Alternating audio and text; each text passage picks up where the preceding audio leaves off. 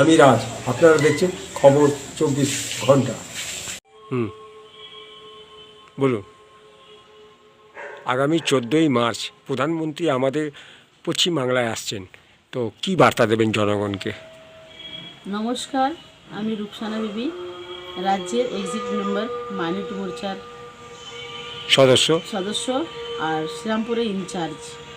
আমি আপনাদেরকে জনগণকে এটাই বলতে চাইছি, মোদিজি আসছেন, আমরা সবাই মিলে ওখানে যোগদান দেব, আমরা সবাই ওখানে একত্রিত হব।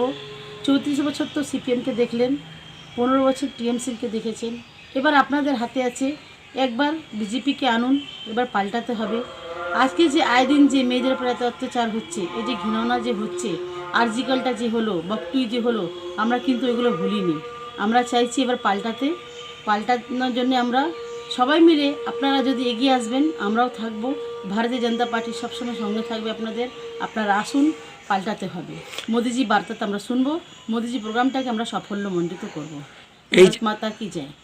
এই যে দিদি যে 1500 টাকা যে প্রত্যেক যুবশ্রী দিচ্ছে, কি বলবেন এই সম্বন্ধে?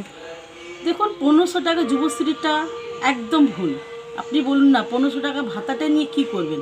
আজকে যদি ভাতাটা না দিয়ে যদি একটা করে চাকরি দিতেন, তাহলে ওটা কাজের কাজ হতো। ভাতা নিয়ে কি করবে মানুষ বলুন?